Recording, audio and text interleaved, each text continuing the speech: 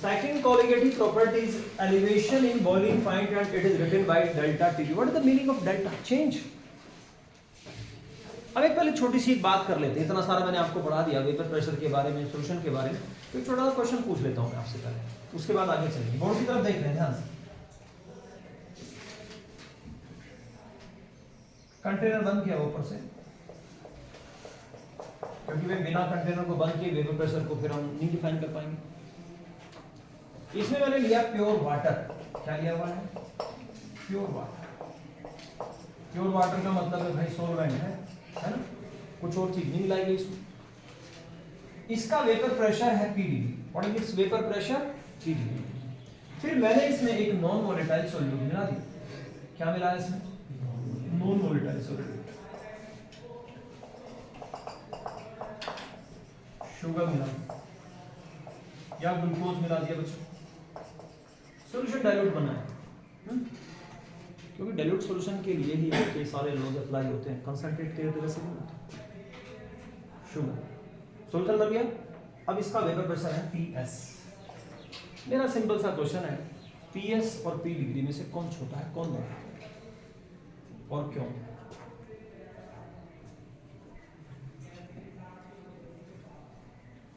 दोनों को same temperature पे रखा हुआ है, रूम टेम्परेचर पे रखा हुआ है 25 degree Celsius.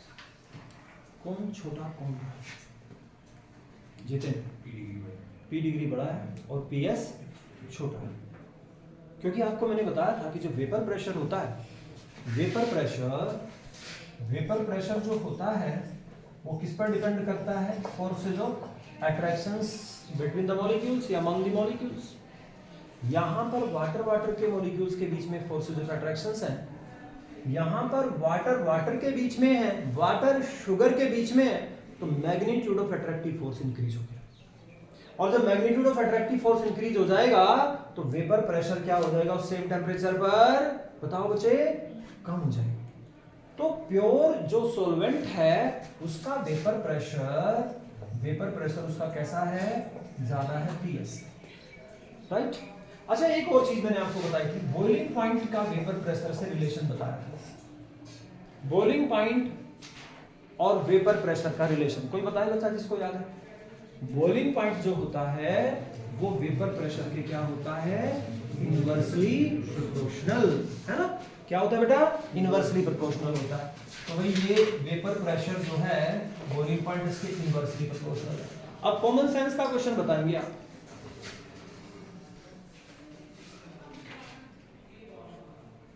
Pure solvent solution, किसका बॉइलिंग पॉइंट कम, किसका बॉइलिंग पॉइंट ज्यादा? किसका ज्यादा किसका कम? जिसे पता है वो हाथ उठा ले। ये आपका है प्योर सॉल्वेंट, ये आपका है सॉल्यूशन। ये सॉल्वेंट है बच्चों, ये सॉल्यूशन। क्वेश्चन बिल्कुल स्ट्रेट फॉरवर्ड है, सीधा। PS नहीं कहेंगे, सॉल्यूशन का वेपर, क्योंकि सॉल्यूशन का जो वेपर प्रेशर है वो कम है। जिसका वेपर प्रेशर कम उसका बॉइलिंग पॉइंट। अगर वाटर के हम नॉर्मल बॉइलिंग पॉइंट की बात करें 1 एटमॉस्फेरिक प्रेशर पर, तो वो कितना होता है? 100 डिग्री सेल्सियस। 100 डिग्री सेल्सियस, ठीक है? मणिकरण गए हो कभी? मणिकरण, वहां पर बॉइलिंग पॉइंट पानी का 100 डिग्री सेल्सियस नहीं है, 98 पॉइंट समथिंग है। क्यों? क्योंकि जो आपका वहां पर एटमॉस्फेरिक प्रेशर है वो 1 एटमॉस्फेयर से कम होता है, हट हो जाता है, इसलिए वहां पानी उबल भी रहा है, आप ही को ऐसा लगे उबल रहा है। तो भाई देखिएगा, तो ये जो आपका क्या नाम बॉइलिंग पॉइंट है, इसका बॉइलिंग पॉइंट ज्यादा होगा, इसका बॉइलिंग पॉइंट कम होगा। अब ज्यादा का मतलब इसका कितना है? इसका मैंने भी बताया, इसका है 100 डिग्री सेल्सियस। ज्यादा में पता चला जो आपने शुगर या ग्लूकोज में डिसोल्व किया था, फिर आपने इसका बॉइलिंग पॉइंट मेजर करके देखा, इससे ज्यादा, 100 से ज्यादा ही होगा ना, 102 हो, 103 हो, 104 हो, मैंने मान लिया ऐसे 105 है इसका डिग्री सेल्सियस। तो बॉइलिंग पॉइंट में सॉल्वेंट के अब कितना इंक्रीज हो गया, या ये कह लीजिए कि भाई ये सॉल्वेंट था, ये सॉल्यूशन था, तो सॉल्यूशन का बॉइलिंग पॉइंट सॉल्वेंट के रेस्पेक्ट में कितना इंक्रीज हो गया? अरे कितना इंक्रीज हो गया? पहले था 100, अब हो गया 105। बताओ बता, कितना इंक्रीज हो गया? 5 डिग्री सेल्सियस। इसी को कहते हैं एलिवेशन इन बॉइलिंग पॉइंट। क्या कहते हैं इसको? Elevation in boiling point. ठीक है। जिस टेम्परेचर पर आपका सोलवेंट बॉयल होता है, अगर आप उसका सॉल्यूशन बना लें तो सॉल्यूशन का बॉइलिंग पॉइंट उन सेम कंडीशंस में सोलवेंट से ज्यादा होगा। तो जो increase in the boiling point of solution हुआ है उसे कहा जाता है elevation in boiling point, increase in boiling point. Got it? आगे बात समझ में? तो भाई ये जो डेल्टा टीबी है, अभी अभी जो मैंने आपको बताया, जो आपका सॉल्वेंट है इसके बॉइलिंग पॉइंट को टीबी डिग्री से लिख देते हैं। किसे लिख देते हैं? TB degree. प्योर के लिए टीबी डिग्री, और भाई इसका बॉइलिंग पॉइंट नॉर्मल लिख देते हैं टीबी। बड़ा कौन? टीबी या टीबी डिग्री? टीबी बड़ा, टीबी डिग्री से। तो डेल्टा टीबी चेंज कैसे निकालें? टीबी बड़े में से छोटे को सब्ट्रैक्ट करना है, फाइनल में से इनिशियल को सब्ट्रैक्ट करना है। TB minus TB degree, this is the elevation in boiling point. क्या ये बात ठीक से सभी बच्चों को समझ में आ गई कि एलिवेशन इन बॉइलिंग पॉइंट होता क्या है? Increase in boiling point, that's all. Note भी कर लिया आपने? ठीक है। अब इसको थोड़ा सा वर्ड्स में लिख देते हैं।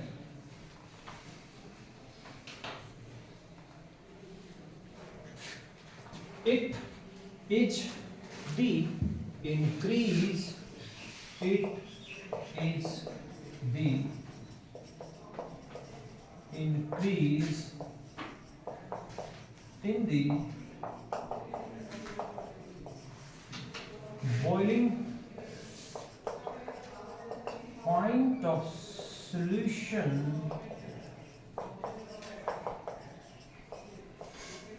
with respect to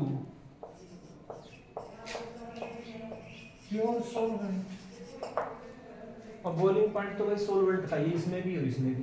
चाहे सॉल्यूशन की बात करें, सॉल्यूशन में नॉन वोलेटाइल सॉल्यूट है तो बॉइलिंग पॉइंट सॉल्वेंट का ही है, लेकिन वो सॉल्यूशन में प्रेजेंट है सॉल्वेंट।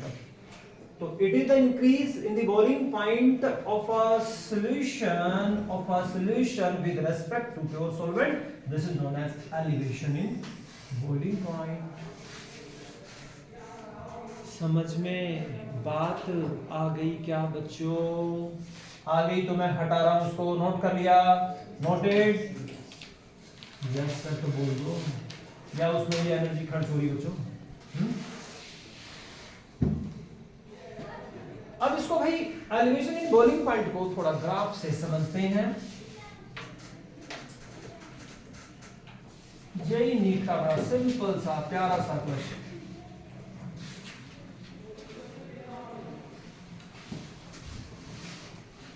यहां पर इधर वेपर प्रेशर ले रहा हूं, इस तरफ टेम्परेचर ले रहा हूं, टेम्परेचर, इस तरफ वेपर प्रेशर। जैसे ही vapour pressure of the solution या solvent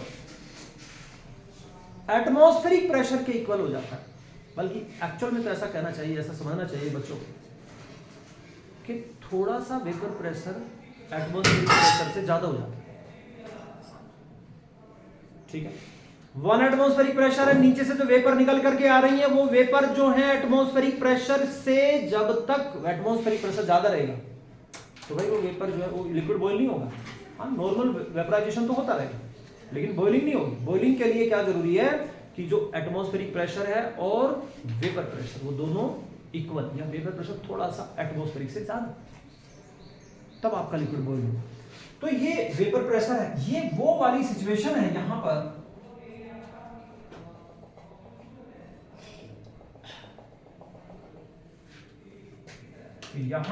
we say this is, ये जो प्रेशर यहां पर मैंने रिप्रेजेंट किया, ये एटमॉस्फेरिक प्रेशर है। क्या है ये? Atmospheric pressure.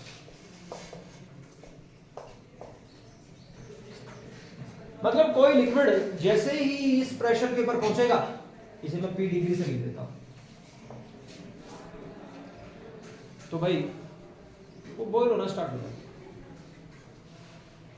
एक जो मेरे पास प्योर सॉल्वेंट है, उस प्योर सॉल्वेंट को मैंने यहां पे रखा हुआ है इस पॉइंट पे, ये उसका कोई वेपर प्रेशर है,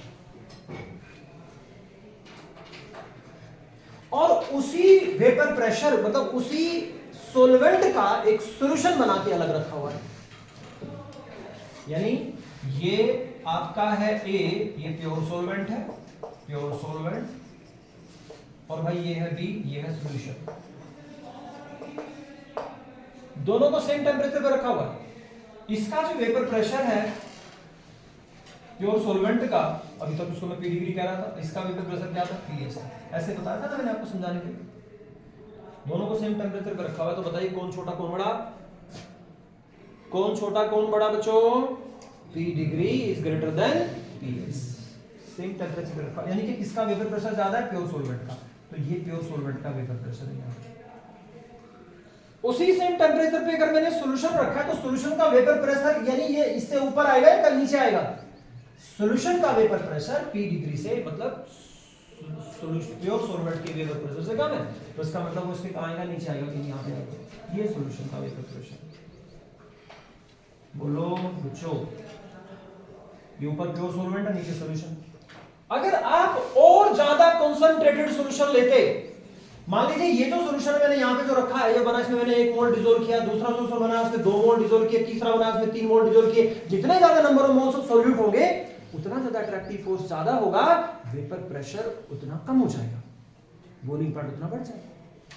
तो भाई अब मैंने क्या किया, एक और सॉल्यूशन मान लो, एक और तीसरा सॉल्यूशन है, वो इससे भी ज्यादा कंसंट्रेटेड है, तो भाई वो उससे भी नीचे होगा उसका वेपर प्रेशर।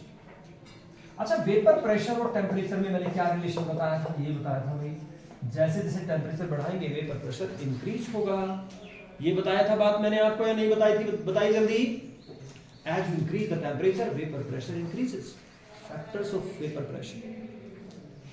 अब मैं टेम्परेचर को यहाँ पर जो भी टेम्परेचर रहा होगा उससे टेम्परेचर को बढ़ाना शुरू करता हूँ।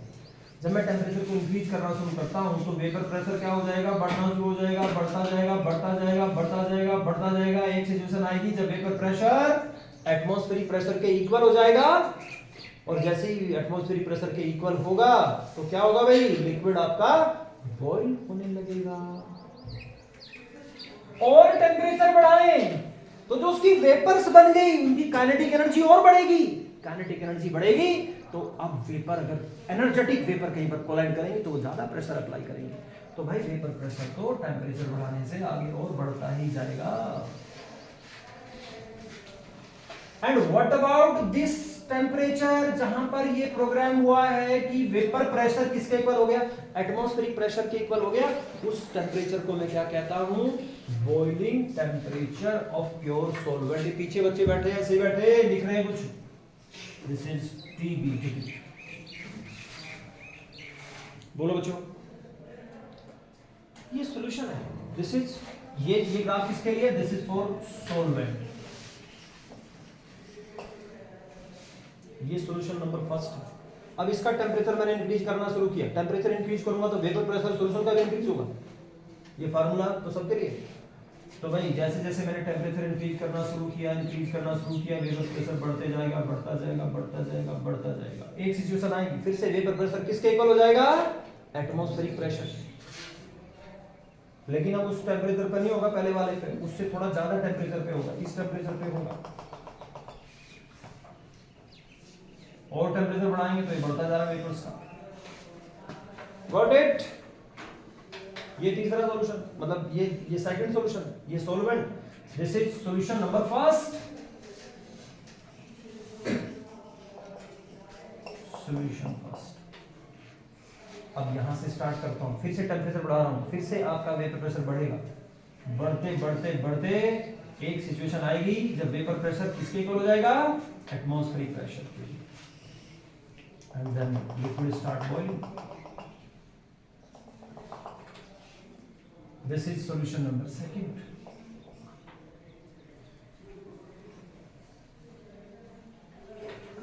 इस टेम्परेचर को कह लीजिए T1, इस टेम्परेचर को कह लीजिए T2। तो भाई पहले तो छोटी सी जेई टाइप नीट टाइप बात करते हैं। आप जो फर्स्ट सॉल्यूशन है, फर्स्ट सॉल्यूशन ये फर्स्ट सॉल्यूशन, इसका बॉइलिंग पॉइंट बताइए। What is its boiling point? What is its boiling point? TB degree is the boiling point of pure solvent. What is T1? Boiling point of solution first. What is T2? The boiling point of second solution. What is elevation in boiling point? How will you find the elevation in boiling point?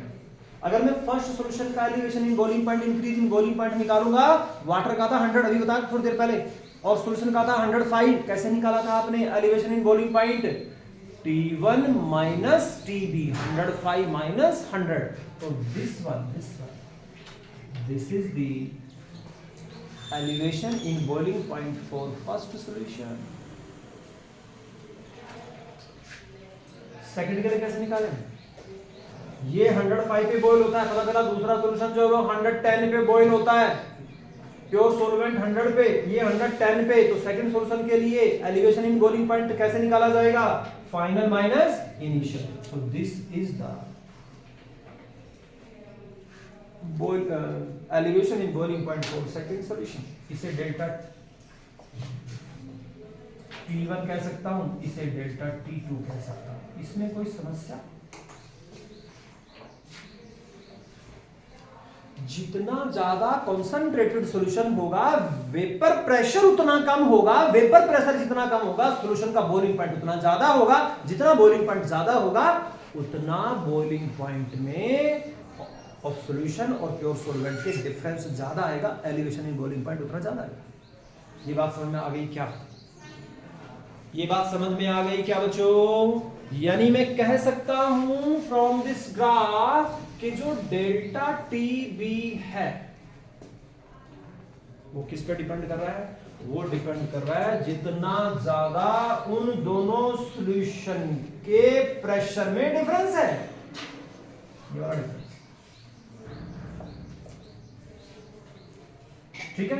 Pressure में जितना ज्यादा difference create होगा उतना ज्यादा होगा। तो delta TB एक तरह से डेल्टा P के डायरेक्टली प्रोपोर्शनल है भाई।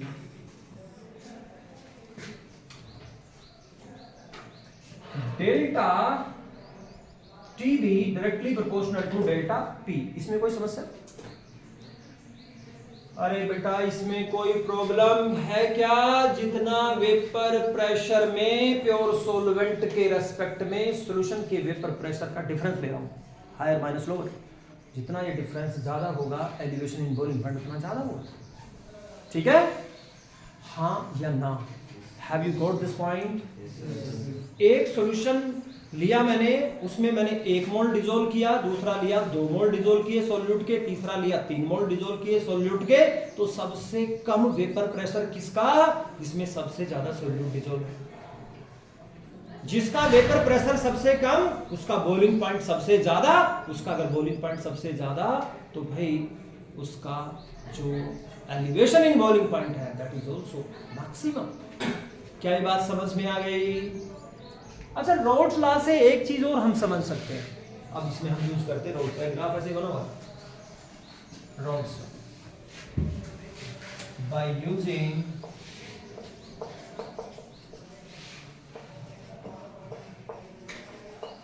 Rods law. क्या मैथमेटिकल फॉर्म है रॉड्स लॉ की बेटा? P degree minus PS upon P degree is equal to chi two, अरे बेसिक फॉर्म जानते हो, इसे लिख क्यों नहीं रहा भाई? हैं? P degree minus PS upon P degree is equal to chi two. So how we can write this chi two N2 divided by N1 plus N2, ऐसा लिख सकता हूं क्या? What is P degree minus PS?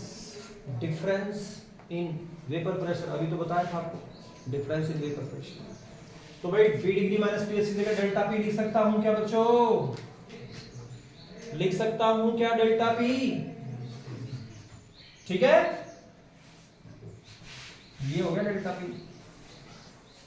पहले वाले solution के लिए देखो, ये प्योर का है, और भाई मतलब ये तो ये इतना जो आपके पास में ये डिफरेंस आ रहा है ना, इसे कह लो दिस इज ये P डिग्री है, इसे कह लो आप P1, इसे P2, इसे P2, ऐसे कह सकता हूँ।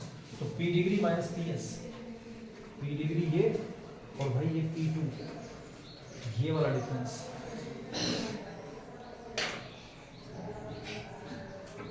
Delta P divided by P degree, और दूसरे सोल्यूशन के लिए कैसे निकालूंगा भाई, ठीक है, ये वाला डिफरेंस।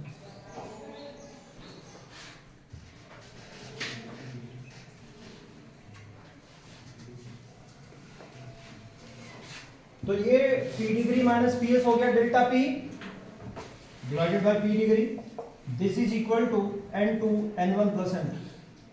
अगर सॉल्यूशन डाइल्यूट होगा तो N2 को क्या मान लेंगे बताइए विद रिस्पेक्ट टू N1, 0 मान लेंगे क्या,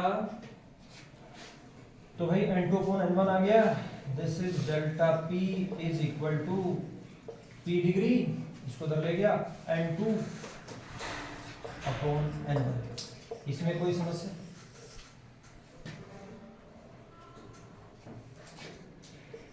delta P is equal to P degree N2 divided by N1 को लिख सकता हूं W1 अपॉन M1, ऐसे लिखा जा सकता है mathematically.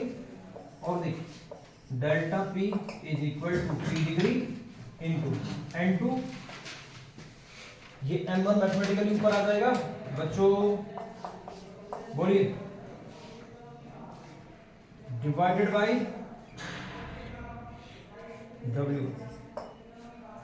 P degree is constant, vapour pressure constant रहेगा, तो ये कह सकता हूं क्या, delta P directly proportional to N2 into M1 upon W1।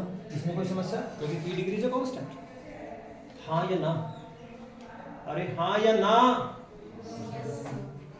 Delta TB is directly proportional to delta P, it means delta P की वैल्यू अगर मैं यहां से रखता हूं तो ये हो जाएगा N2 into M1 upon W। ठीक है क्या, कितने बच्चों को ये बात ठीक से समझ में आ गई, आ गया ठीक से समझ में। अब देखिए delta TB directly proportional to N2 into M1 upon W1, delta TB is equal to, यहां पर एक कांस्टेंट के लिख सकता हूं क्या, K, और भाई ये M1 ले लीजिए साथ में, M1 into N2 upon W1। K is a constant, M1 molar mass of the solvent, that is also constant। इनकी जगह पर एक नया कांस्टेंट लिख लेते हैं, उस नए कांस्टेंट को मैं कहता हूं KB into N2 upon W1।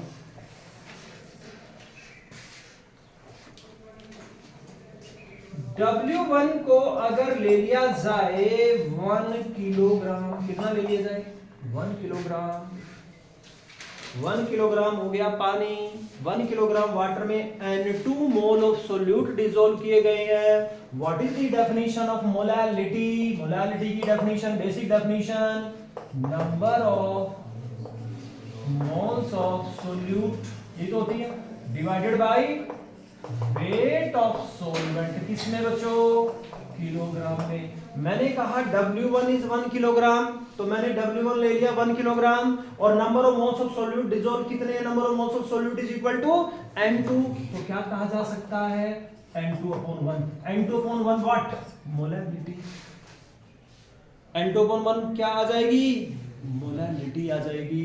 तो भाई N2 अपॉन W1 की जगह पर क्या लिखा जा सकता है, W1 क्या लिया जाएगा, 1 किलोग्राम, तो N2 अपॉन 1 का मतलब हो गया मोलैलिटी, मोलैलिटी।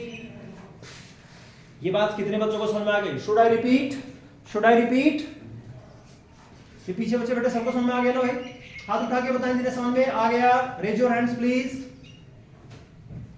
आ गया सबको समझ में, ये वाली बात समझ में आ गई, N2 अपॉन W1 M के इक्वल कैसे आ गया, M इज द मोलैलिटी। तो बेटा आपके पास में फॉर्मूला बन गया, what is the formula now, delta TB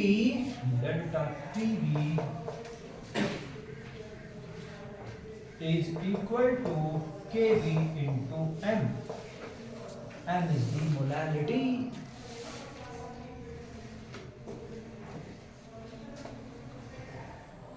M is the molality. This Kb is known as molar elevation constant. क्या कहते हैं इसको भाई? मोलर एलिवेशन कांस्टेंट और एबिलियोस्कोपिक कांस्टेंट.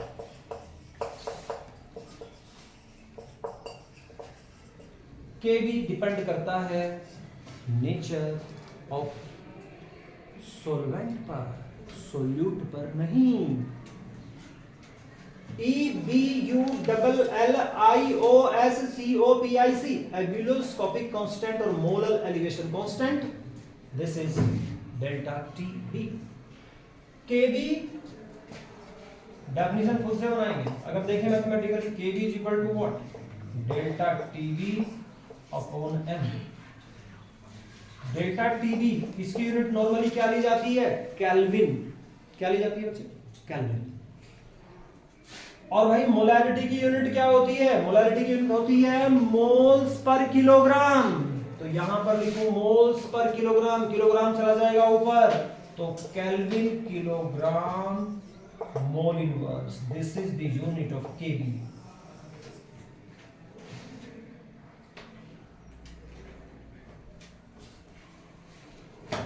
डेफिनेशन कैसे बताएंगे? 1 मिनट में बता रहा हूं, खुद से लिखेंगे. चलो लिख लीजिए. When 1 mole of a solute, when 1 mole of a solute is dissolved in 1 kilogram of a solvent, when 1 mole of a solute is dissolved in 1 kilogram of a solvent, the increase in boiling point या elevation in boiling point, the increase in boiling point or elevation in boiling point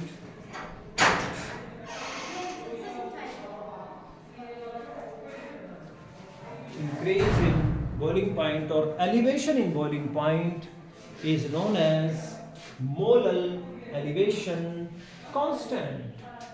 इस m को अगर 1 कर देता हूं तो सीधी सीधी बात है बेटा, डेल्टा टीबी किसके इक्वल आ जाता है? के.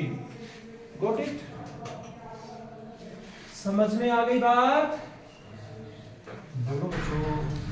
तो भाई एक तो ये फार्मूला हो गया, और इसी फार्मूले को थोड़ा सा मॉडिफाई कर लें. Kb into W2 into 1000 gram molecular mass into W1 इन ग्राम. ये बेसिक डेफिनेशन होती है मोलैरिटी की, फार्मूले की फॉर्म.